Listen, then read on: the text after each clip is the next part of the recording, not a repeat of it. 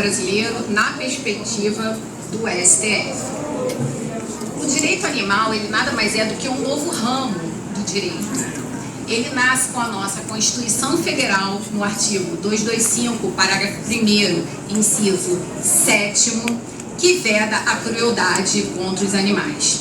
A interpretação constitucional, quando vem vedando, né, que os animais sejam submetidos às práticas cruéis, segundo a interpretação também do STF, não só considera os animais como seres sencientes, que são aqueles seres capazes de sentir, de ter sensações físicas, psicológicas, mas também reconhece o interesse desses animais de não sofrer. E essa tutela não se dá unicamente como uma interpretação restritiva, poderia dizer como o animal é importante para o meio ambiente, ecologicamente equilibrada, ou por uma garantia de preservação das espécies.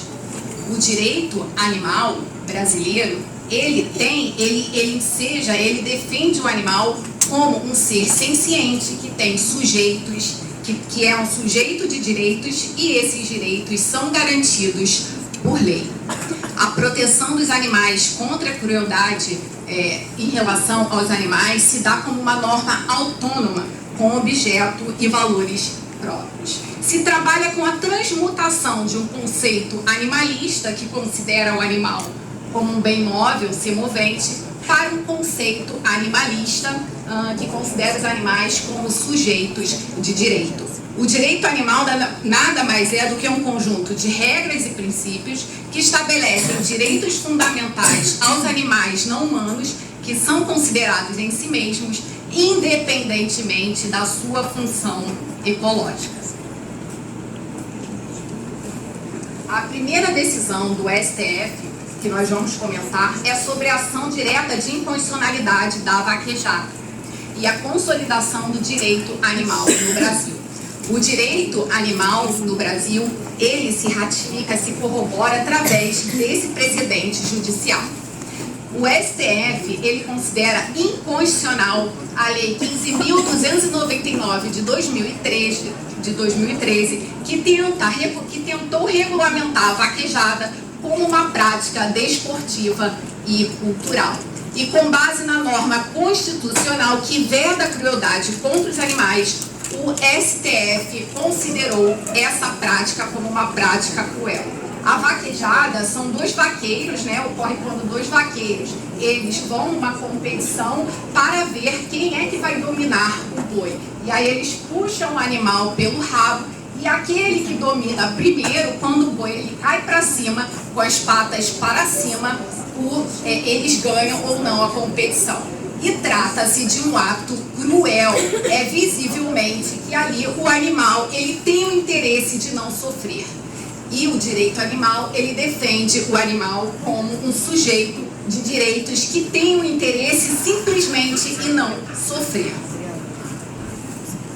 E é interessante porque no voto do ministro Luiz Roberto Barroso, ele fala que a vedação da crueldade contra os animais, que é prevista na Constituição, ela deve ser considerada como uma norma autônoma, de modo que essa proteção não se dê unicamente por uma interpretação restritiva, como considerando o animal importante para o meio ambiente, mas simplesmente porque os animais eles têm um interesse em não sofrer. E só dessa forma é que nós iremos reconhecer o valor moral que o Constituinte quis dar a esses animais como seres sencientes. E esse valor moral, ele vem do sentido que o sofrimento animal, ele importa por si só, independentemente da sua função ecológica ou da garantia para um meio ambiente ecologicamente equilibrado. Logo, através desse precedente judicial, houve autonomia, se considerou a autonomia do direito científico, a autonomia científica do direito animal no Brasil, sendo o animal considerado como um ser senciente. Logo, nós temos uma base constitucional e também temos essa decisão judicial, esse precedente judicial que vem corroborar esta ideia. Uma outra decisão também, o STF já se manifestou em relação à farra do boi, em relação à vedação da prática cruel que é a farra do boi. Ali o boi ele é colocado num determinado espaço, as pessoas ficam em volta do animal, jogando pedras, jogando facas, enfim, como se fosse uma manifestação cultural. E com base na norma constitucional que veda a crueldade contra os animais, o STF, ele entendeu pela vedação dessa prática cruel. E que, embora seja dever do Estado em garantir as manifestações culturais, essas manifestações culturais precisam observar a norma constitucional e a regra da proibição da crueldade animal. O STF também já se manifestou em relação às rinhas de galo, né?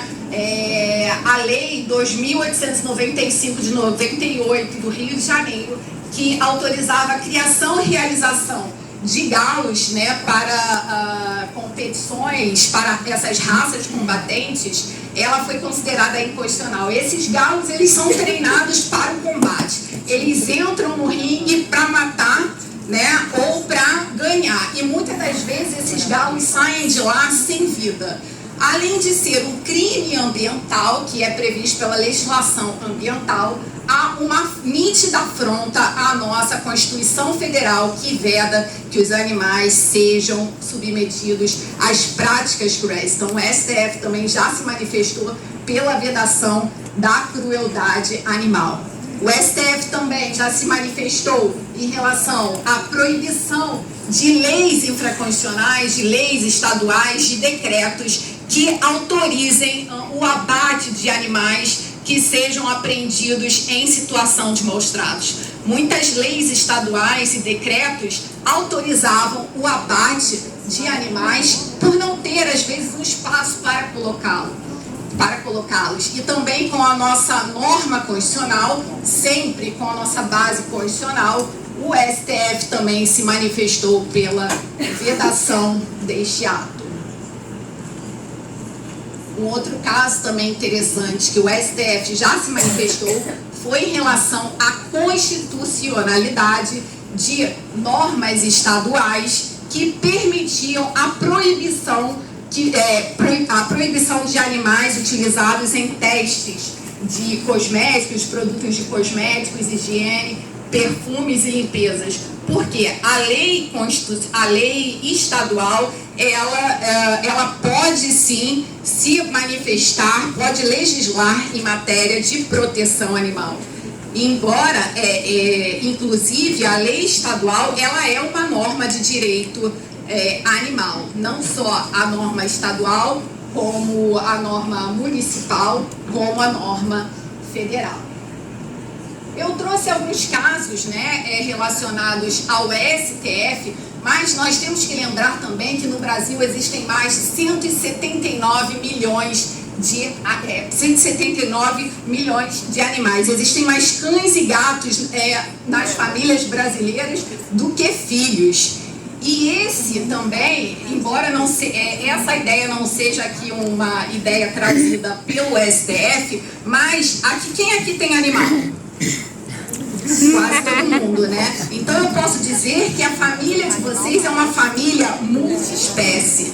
Vocês fazem parte de uma família multiespécie, que é aquela formada por animais humanos e animais não humanos. E essa base constitucional da vedação da crueldade contra os animais, ela deve ser observada por todos os tutores. Uma vez que, em relação à guarda a guarda responsável deve ser observada pelos tutores. E essa família multiespécie, ela já tem uma previsão no projeto de lei, que é o projeto de lei 179 de 2023, que vem regulamentar a famílias multiespécie como uma nova forma familiar. E aí eu vou passar também daqui a pouco para os nossos colegas que vão falar um pouco sobre direito de família. Eu só queria terminar com uma frasezinha que é: a proteção dos animais contra as práticas cruéis não é uma questão de compaixão, mas sim uma questão de justiça. Muito obrigada.